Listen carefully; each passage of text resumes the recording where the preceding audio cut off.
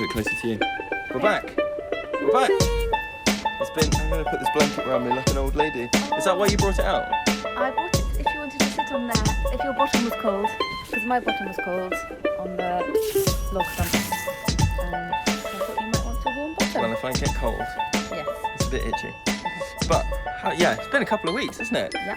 And we're back. And obviously, while we've been away, everybody has read all of those books that we talked about. Including us. Including us. We've read loads of books and not at all been busy with other things. Why are you drinking more caffeine? Huh? Why are you drinking more caffeine? Save it for later. The first thing you said to me when I came was, I've had so much caffeine today. Okay. I'm like, ah. And then you're 'Cause I about want to more. drink more. Because, and I'll let you in on a secret. What? Caffeine's addictive. Oh, really? Well, I've had my cup of tea and my cup of matcha for now, and then You're I'll have matcha now. Matcha, it's all about the matcha. Oh, I was looking up the other day. I might start getting into kombucha because I really like kombucha. Yeah. And I saw a man make it. This is irrelevant for a podcast, but I saw a person who he bought one bottle. Mm-hmm. And for the price of a second bottle, he bought ingredients that made another 12 bottles. He was like, you just pour it in and you know, it's like sourdough thing. Yeah, so you have the mother. So you have it's called a Scooby. A Scooby. But yeah, fermented foods are definitely it's the future, the isn't thing, it? isn't it? But so that's, you have your little kombucha like bubbling away in the corner. have you have your everyone's like, what the Scooby heck and is you that? add like black tea bags to it all the time. Yeah. I I'll had- get into that. Yeah? Let's do it Maybe here. we should. Something's growing in it. That'd be come to the woods. They're cool and they've brew this fermented mold drink. Oh you my can have God. because we need that. People don't think we're weird already. I think well, as the revelation has come that before you worked here, people thought I was a nut job in the woods. Running a cult. Running a cult. Gemma has recently told me that before she joined, that her friends had the perception that there was just a man running An illegal school. an illegal school. It wasn't. I was doing toddler Hippie. groups. I was doing forest school. A weird hippie in the woods running an illegal school. How is he allowed to do that? Who is he? Who even is that guy? Yeah. But yeah. So, we're going to talk about just one of the books. Yes, we're going to talk about The Whole Brain Child by Dr. Daniel J. Siegel and Dr. Tina Payne Bryson. So you finished it yesterday. Yes. And full disclosure, and you have the book in front of you with your Yes. notes. Full disclosure, I finished it about 2 or 3 weeks ago. I have no notes in front of me, so there may be things that I go, I don't remember. So I'm going more as an impressionist view of the book rather than a nitty gritty. But I guess, so from the offset, would you say it's a valuable book? I would say it's a valuable book. I would especially say it's a valuable book if you haven't read much like it before. So I initially found out about it. I think we've talked about Ruby Wax's No Brainer quite a lot in the podcast recently. Yeah. So she That actually is talks. valuable. That is valuable, and super she valuable. talks to Daniel Siegel on that show, and so that's how I became aware of him. And then I read a thing from you know how the Forest School Association kind of bulletin that comes out each week. One of the links was to a blog a practitioner had written, and she gave a kind of list of books at the end and said that it was good. So that's how I found out about it. And then reading some reviews about it yesterday, some reviewers kind of describe it as a love child of other authors and other books. So there's been lots of books that have come before it that have fed into this book. Yes, exactly. So it's not completely new. It's like that was a thing. So I remember I looked up the main author. Daniel Siegel. On Amazon, and they come up as quite. You can go on quite a whole sort of rabbit hole of clicking on that author, and then they also work with that author, and they also work with that, and so it looks like they've kind of been been putting these ideas and theories out for a while, and this is the 2019 modern palatable. Which I think that I do think there's value in that. I think a lot of people. So if we're talking about, what is it? Is it the California report for playworking? Oh, Colorado. The Colorado report, paper, which is like dry as all hell, and sort of, but because it exists, people don't touch it. Whereas I do think there's a role for authors to be going. I'm not going to change. I'm not going to necessarily add to this. I'm just going to reformat it for a different audience. Yes, and I think that's very much what this is. And so whereas its predecessors were focused completely on the neuroscience. This is all about the neuroscience, so it is, but it's adding a layer of kind of emotional stuff on top, and also explaining it through a lot of illustrations and diagrams. And so I think we were talking the other day about how there's lots of kind of strategy, so it's very practical, isn't it? It's very like, here's the science and here's the strategy that you can do, and maybe touching into childcare workers. But I would say childcare workers could do with something slightly more academic than this. I think this is like I think this is bullseye for parents. And I think for a lot of educators, they might need something a bit meatier. I don't know, it depends. I think it depends who you're addressing. If you're addressing childcare workers who like read all the time and like gen up on theory all the time, good childcare workers. Yeah, or just just childcare workers with the time at hand to do that,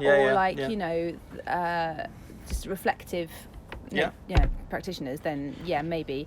But it struck me, I was rereading a chapter yesterday, and it was kind of talking about the way the brain works, and it's talking about the left brain, right brain. So that's how it kind of starts, and it talks and it makes it very simple. So it talks about left brain, right brain, and upstairs brain and downstairs brain being and talking a lot about how to integration between those different elements, and that's when you're kind of calm and happy, and that's your kind of place of well-being.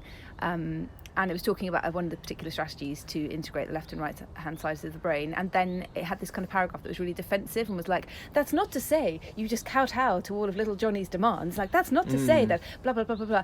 And when I read that, I'm like, well, of course I'm not, but I think that it's written very much from a kind of like, this is for all parents and all people who work with children. Those people, it was almost like kind of trying to persuade those people who wouldn't already have that kind of understanding of children, or that, trying to persuade those people who go, well, they're just being naughty and they just need to be told. It was like, well, actually, those people can read this book too, and they might be persuaded. Whereas people who already feel that way might kind of go, oh, it's a little bit defensive, or a bit like, do you see what I mean? I do. I think there's a touch at the start. So they're talking left brain, right brain, upstairs brain, which they're talking about higher cognition and metacognition, and low brain, which is your reptilian fight or flight, doing whatever. And I think because I'd read something else recently that kind of was like, that the left brain, right brain thing is complete arse. Physiologically, stuff goes wherever it needs to. But there's a concept some people talk about called, like, it's like useful lies that we tell, or useful useful lies that society has to tell. Like, we have to tell all children that, like, good people always come out in the end, because even though that's not true, you need to tell that to children, because and it struck me as a little bit like that at the start of the book, where it's like, the other one is Shintoism, where all objects have a personality and feelings, and like, whether or not that is true, you treat things, like you treat your items with respect, which has a benefit. Even if it's not true. And I think that's where this book sits, is like, even if that's not true, approaching behaviour in an upstairs, downstairs, left, right completely thing will get you positive results. If that, and maybe that's the palatable way to think about it. Without going into like, the cortisol is moving around the left upper quadrant, which will denote this sign. That's you need something that you can remember at the point when that toy truck is flying towards your face. You need something that you can latch onto. Completely. Completely. And at the back, it's got some very, like, once you've read the book in detail, it then has it's like age and stage, kind isn't of it? Age and stage kind of tables and little mnemonics to remember, so exactly that, so that it's really practical. It's like, this and is how did you see they recommend photocopying, or that's really old, fridge sheet, putting it on the fridge, and then so that also if nanny and granddad come and babysit, it's really quick for them to read. And a bit like we said, Okay Not to Share is a fantastic book, because each chapter has a script. Okay, but in the real world, this is how you deal with it. It's like this whole not high-minded, this very utopian idea of behaviour, and then it boiled down into like, okay, but in the real world, this is how you're going to approach it, and this is how we, and I guess that's where maybe that defensive paragraph comes in, of like, in this ideal world, but also that I find, and this is true, I think, of a lot of I'm using air quotes now, parenting books, or books for like how to be a good child and all this stuff, and they kind of work on this premise they go linearly through age, and they work on the premise that you're introducing stuff at like toddlerhood, and then they go like, when your 11-year-old is doing this, and the example they've got in their book is someone who introduced this at 5 or at 4, whereas if you pick up these books now and your child is already say 7, you've got to go, right, I've got to mismatch this back together and go, oh, actually they might need some stuff from the 5-year-old thing, or they might need some stuff, and they get, so I keep talking about other books when I'm talking about this book, but maybe that's the point. This book is good because it doesn't do that, I think. Apart from this age and stage thing at the back, each chapter does cover just like humans in general, and that's what I quite liked about it. But it's also talking about parenting. It's talking about like what's happening in your brain when you're parenting, and there are challenging moments. So I find that really refreshing, rather than, because sometimes, you know, you read something and you go, okay, I believe in this and I agree with you, but it's kind of stressing me out because this is another thing that I have to get right. This is another thing that I have to remember as a parent. And if I fail at this too, then my kid's going to end up being completely destroyed. Whereas in this, it's very much, this is what's happening in your brain. And there's that bit, the page that I was just on. Oh, sorry, I didn't realise you were on a page. No, that's all right. It's talking about like kind of making a narrative out of your own life and reflecting on your childhood. And once you've done that, then you do your own gas mask first. Yeah, and you can parent better. And it's talking about linking into all this ACEs, you know, adverse childhood experiences theory, that even if you have had trauma in your own childhood or a less than perfect childhood, you can still parent really effectively if you can make sense of your life through a narrative and then come to terms with it. Were there any kind of strategies in there that you thought, oh yeah, I'll use that, or even I am already using that, but because I found like I was... So this, I wrote down, that I know I've remembered a note that I did write down when I saved it. So I think so cards on the table, I think this book got less helpful for me the longer it went on. First, the book was like, oh my God, crazy first chapter. Oh, okay, I get that. Towards the end, I was kind of going, I've picked this up from other places. Not that it's not valuable, but for me, it's other places. I think this is the child version, particularly at the start, this is the child version of non-violent communication. Do you reckon? Because non-violent communication is repeating back, it sounds like you're feeling such and such, it sounds like you're feeling such. And the first chapter of this book is like, meet the right brain and go, it looks like you're really angry. And I was going, that is non-violent communication for children. Completely. And every time I've read non-violent communication, I'm on like my 3rd or 4th go round of it. It's something I like topping up on. But every time I read it, I come out with this really good, like, oh, this is great. But he's so wordy. And, you know, his examples are like, I was talking to 2 UN peace leaders. And you're like, right, I need how do I do this to a 3-year-old who's upset with the 4-year-old pushed his tower over? Not some Hamas, genocide. I need the small version. And I think that's what the start of this book is. So that, for me, was not necessarily a new technique, but one that I went, oh, okay, completely. Got this. Yeah, that makes sense. Do you want to just pause and explain what that technique is? So it's talking about like left brain being logic, language, the letter of the law, all the, you know. Yes, that was the bit I liked. Letter of the law. So when they're talking about when children go like, I am in bed, I'm just jumping on it. Whereas the right brain spirit of the law is the like, you wanted me to go to sleep. It's the implicit stuff. Yeah, and the emotions and all that kind of stuff. So it's talking about, you know, they use the word tantrums, or like moments of high emotion, high need, dysregulation. They give an example about a 7-year-old boy who gets up in the middle of the night, comes down to see his mum, and he's really angry. She thought he was asleep. And he's like, I'm really angry because you don't leave me a note in the middle of the night, and I hate homework, and la la la. And she's just like, whoa, just throws it all out. What the heck? And so it's got little cartoons which are kind of slightly cheesy, but I think help you to remember the point that they're illustrating. I have a different view on the cartoons, but we'll come back to it. I prefer the other cartoons that aren't the parent and child ones. I prefer the kind of illustrations of the theories. Inner monologues. I really like those. Those are good. Yeah. Anyway, and it kind of gives the 2 ways that the mum can react to that. And so one of them is like, "What are you doing out of bed? This is really late. You need to go back up to bed right now. I don't understand what you're talking about. As for homework, I can't do anything about that now. And I didn't even know you wanted me to leave you a note. Go to bed." Left brain meeting right brain. Exactly, which is just going to hit a complete brick wall, and he's going to flip even more, and it's going to be really drawn out. And then the other one, which is talking about connect and redirect. So connecting with the right brain. So he's in a brain emotional flood. He's not going to respond to logic right now. You need to hug him, stroke him, go, that sounds really hard. I feel like that sometimes too. Come and sit with me for a bit.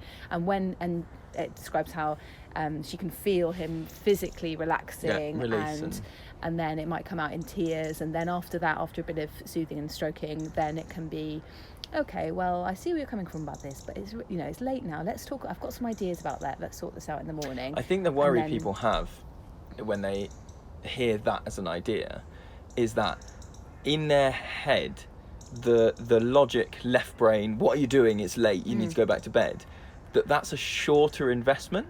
Yeah. Because on the face of it, you go, I'm going to tell him it's time for bed, and I'm going to do this, and he's going to go back up to bed. Yeah. Once you go, that doesn't happen. What you've now got is a 20-minute argument. Yeah. If you go, you can have a 20-minute argument or 7 minutes of compassion. Yeah, yeah.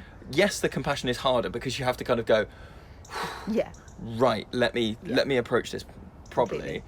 But if you go into the aggression one going, well, if I fight him on this, actually that's going to cost me more in the long run. Which is very similar to Your Baby and Child by Penelope somebody or other, who I just love that book from having a newborn. And she describes exactly the same when babies are crying in the night. So you might go, I know my baby's not hungry, so I'm just not going to feed the baby, and I'm going to let them cry for a bit and just leave it, because then they'll learn.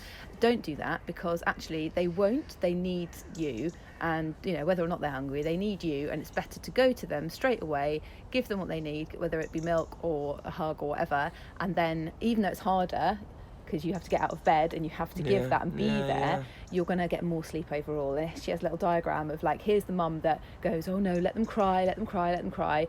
She lies there listening to them cry, awake, you know, whereas the mum that gets up, or I should say parent really rather than mum, you know, yes, it's difficult, it's more difficult, but you get more sleep in the long run. It's very similar. I think that's gonna derail this. Can I make a comment on the cartoons? Yes. That has clarified this is what I like about doing the podcast, it's clarified in my head as we've been talking, because I was about to say I really dislike the parent and child cartoons in this, because like the non-violent communication, they are such farcical examples of like, kid comes down and goes like, I'm really sad about the thing, and you go, oh, shut up, and then you know, or that it was like, there's one where all they did was reflip the word, so it was like, not what did you do at school today, it was like, did you enjoy school today or something, and the cartoon kid has a completely different response and immediately goes like, oh, thank you, father, I'm so lucky to have you, and all this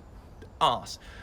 But what I think the goal is, and this is clarified as we're talking, is in a cartoon they are simplifying down a much longer conversation, and if they put in a cartoon that actually was a realistic conversation, it would get lost. You get lost in the weeds. Whereas what they're trying to do is giving you the kind of like the beats of the conversation, and rather than the nitty gritty. So it's almost a like, and I think sometimes they could. Almost the speech bubbles need labelling with like compassionate connection, child responds, left brain connection, child. You know, so that you can, you're not so tied, because the cartoons do make it seem like, if you didn't go deeper into them, that it would seem like, oh well, in the cartoon that instantly happened. That dad talked to his son and said, I need you to stop now, and the son stopped, and I don't understand. And what I do like about the cartoons is that they make you have an emotional response when you look at them. So if you look at the eyebrows of the characters, again, and it's symbolic rather than literal. In the options like this one. So this is the one we were talking about with the kid coming down in the middle of the night, and both of their eyebrows are like downwards and cross, and then they're sort of very exaggerated up and caring in this one, which is like, when you look at it, you're kind of like corny, but actually you do have a kind of emotional, like, oh, like your eyebrows, my eyebrows do that as well. I'm looking at the picture, which is really interesting. And then I think that you will be more likely to remember that when you have a similar experience. You'll be like, oh, the eyebrows in this position feeling, the sympathetic, compassionate response. Oh, I can feel my eyebrows doing the cross thing. That's bad. Don't do that. You know, when you're in the heat of the moment, when you're going to have an emotional memory from looking at the cartoon. I really, really liked in the first chapter, and I've told lots of people about this, not just in terms of children, but in terms of all of us. This river. Yeah, so it talks about mental health and talks about how mental illness is frequently described and talked about. and researched, but that we don't actually know in everyday life that much about good mental health. Like, what is good mental health and what does it look like? And so it kind of boils it down to kind of basics and says that it gives an analogy of you in a canoe on a river, and the river is the river of well-being, and you river of well-being. and otherwise known as forest school. You're here in the woods, Yes. and you're just skipping through the trees. It's If the you are forest of well-being. If you're listening to this and you're about to set up a new forest school, please can you call it the River of Well-being, or maybe the Forest of Well-being? The forest of well-being. I think as long as we get some sort of royalties off it, I'll be happy. Yeah. And then you're floating along in your canoe, and you're in this state of mind where you're really flexible and adaptive and stable, and you're able to understand yourself and the world. And then if you veer too much towards the right brain, that's the bank of chaos, so nothing makes sense, you're just in an emotional flood.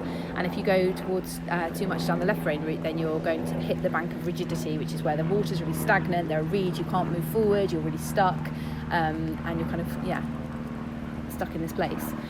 And I really liked that. I thought that was a really nice way of kind of, you could analyse quite a lot of sort of life experiences using that and go, I think the bit that I like about that most, and it may not have been their intention, but the use of it being a river, I think, is important to that, because if it was a road, there would be this idea that you just steer, whereas a river has its own will, and sailing and is it still called sailing when you're in a canoe? Kayaking? Okay, let's call it kayaking. But it involves a lot of what they call tacking.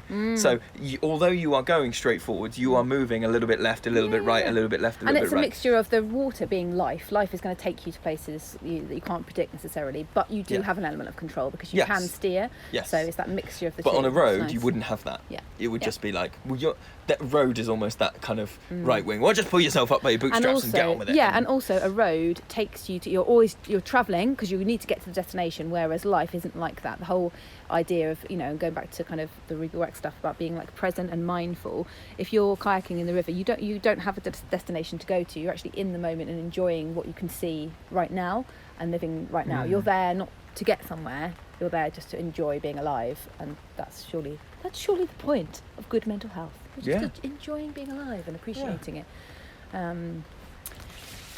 I thought I quite liked one of the techniques that they talk about, which I thought, I already use that instinctively, but didn't know why necessarily, was the whole thing about like telling stories. So a child has had a traumatic experience, whether it be like falling over and hurting their knee, or watching. They give an example of a child who's in a car crash and their childminder goes to hospital. The child's okay, but the childminder goes to hospital, and they talk about a big experience like that. We might be tempted to say, like, when the child is still crying about it or seems not okay, meet it with logic. Yeah, meet it with logic. They're fine now. They're doing this. Yeah, exactly. You just stop thinking about it. Absolute distraction. Yeah, exactly. Let's do this. Let's go and get an ice cream. Let's go and do the thing. And, and that kind of. Well, I guess it's a symptom of a larger thing, isn't it? Of not dealing with. That's the larger mental health thing. Is not dealing with how we feel about stuff. Yeah. Not just children, adults as well. Going. Completely. Just allow yourself to be sad about this for a bit, or allow yourself to. But it talks about shifting the experience from the right brain to the left brain through storytelling, and you helping the child to do that. So you being a kind of facilitator and going, what happened? Can you tell me what happened or whatever? And then if they can't, you start them off and go, I saw you running. Yes. What happened next? And trying to get them to talk. And if they can't do it, you carry on a bit more and you see if they can finish it off. If they still can't do it, you tell them that story, and then if it's a seriously traumatic event, you will revisit that later. And if they show signs of being worried, you kind of bring this up and get them to tell the story, because it shows them. The idea is that it shows them that it actually is okay in the end. It's a linear narrative, and they're not circling in this the car crash and hurt arena.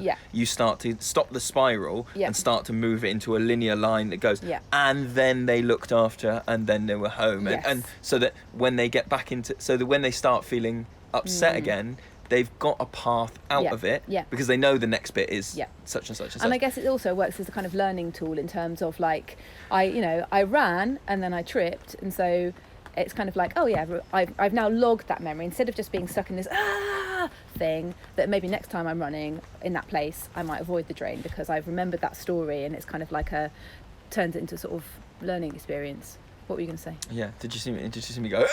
Because I was desperate to talk. So there's two things. One is that my little boy, you could film what he does when he hurts himself. Yeah. And I realised that we do this already. Yeah. Because I hurt myself. This was like a month ago. I hurt myself, and he watched me hurt myself. But he went, "What happened, Daddy?" Because when he hurts himself, we go, "What happened?" Yeah. And he, like most children, needs to tell you it. So a bit like that, we were saying earlier about your 20-minute argument or 7 minutes of compassion or whatever. We've worked out that it's not quicker, but he's over it like that. If he falls over and hurts himself, he will cry for a long time. Unless you can go over him to go, "What happened?" And he goes, "I fell on the grass." And then that's part of it. Yeah. And sometimes if he's still not okay with that, then if we go, if it's me, I'll go, "Do you want to go and tell Mummy?" And he just goes upstairs, and I'll hold him with it. And he just goes up and goes, "Mummy, I fell over and I hit my head on the grass." She goes, "Oh dear." And he goes, "Okay now." Yeah. And then goes off. Yeah, yeah. Second thing that I wanted to say is there's a cartoon in there and when I read it, I closed the book in anger. Because it's a dad talking to his kid. And the kid is clearly upset about something that happened at the park. And his dad's like, "Do you want to..." Or maybe it's not at the park. But anyway, the dad is like, "Oh, do you want to do this?" And the kid's like, "No, I don't want to." And the dad's like, "Is it because of what happened at the park?" And the kid's like, "No, I don't really want to talk about it." And the dad's like, "Let me talk about it with you." And the book is like, if they say they don't want to talk about it, you then go in with as much of the story as possible. Yeah, and it's quite controversial, and isn't I it? didn't like that because I think... Because they weren't looking for... Maybe they meant it implicitly, but I would have put in something that says, like, if they say they don't want to talk about it, but you can see them shifting uncomfortably, or you can see something that... Some sort of non-verbal communication that says, "Actually, I'd like you to help me get there." But they don't have that. What they have is a child who says they don't want to talk about it, and I think you're then... on the verge of disrespecting their wishes by saying, "I don't really want to talk about it," and you going, "No, I'm going to bring up this trauma for you because it becomes an I thing. It becomes because I think it will be beneficial for you." Yeah. And I kind of think that there maybe needs to be there's some degree of subtlety or nuance that I felt was missing from that bit, and I felt like the book was recommending that you bring up trauma immediately, right?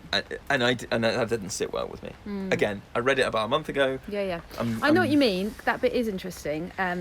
There are some bits where it recommends that you try to explain to your child how their brain works and why these strategies, and share the techniques with them. And there's some kind of cartoons that are for showing to your children if they're old enough to read and old enough to understand, which I kind of like the theory of. I would like to test that out and see if it works, and I wonder whether in that situation, rather than going, it's, let's talk about the trauma, that then you go in with, let me show you the cartoon, or let me explain to you why it's good to talk about trauma, and maybe we'll come back to it later, type thing. I think the book kind of implies that that's a one-off conversation, that you have this conversation about how their brain works, and then that children basically then get it.